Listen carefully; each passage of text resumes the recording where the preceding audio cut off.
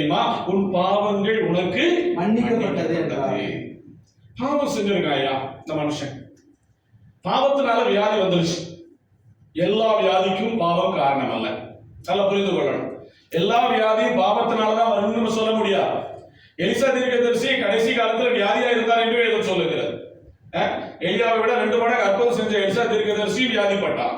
ஊழியர்களும் வியாதிப்படுகிறார்கள். அது அவர்களுடைய பாவத்தினால் வந்த விளைவு அல்ல. நல்லா கவனித்துக் கொள்ளணும்.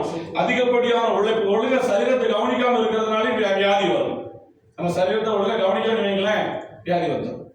அப்படியும் வருது. பரம்பரை வியாதின்னு ஒண்ணு இருக்கு, சாபத்தோட சேர்ந்து அல்லது பரம்பரையா வர வியாதிகள் வருது. இதெல்லாம் பாவத்தினால வருதுன்னு சொல்ல முடியாது. சின்ன பிள்ளைகளுக்கு சுகர் இருக்கு, அது பாவத்தினாலே வந்துச்சு, ஒரு பிள்ளைக்கு இல்லை.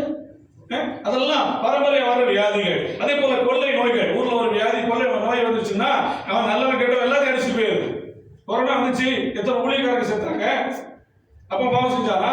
பாவம் செஞ்சதால இல்ல. அதெல்லாம் கொள்ளை நோயினால வர வியாதி. அப்படி வந்துருது.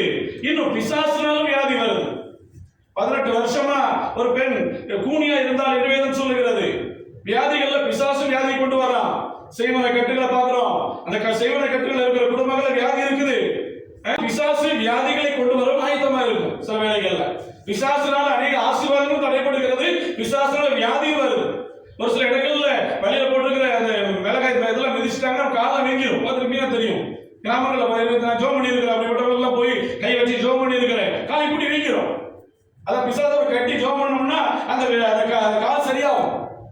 அது என்னன்னு பார்த்தோம்னா அந்த இடத்துல மிதிச்சிருப்பாங்க. அந்த காரியங்களை ஆண்டவர் தரிசனம் கொடுத்தாங்க, அப்படிதான் இருக்கும். அப்படியே அந்த இடத்துல மிதிச்சுன்னு கேட்டீங்க, ஆமா ஆமாங்க.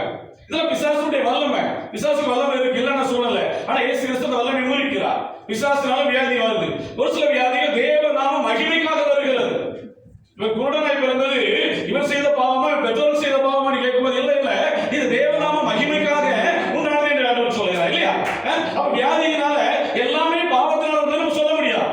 ஆனாலும் பாவம் வியாதியையும் கொண்டு வரும். அதையும் புரிந்து கொள்ள வேண்டும். பாவத்தினாலும் வியாதி வரும், பாவம் செய்வது நிமித்தமும் வியாதி வரும்.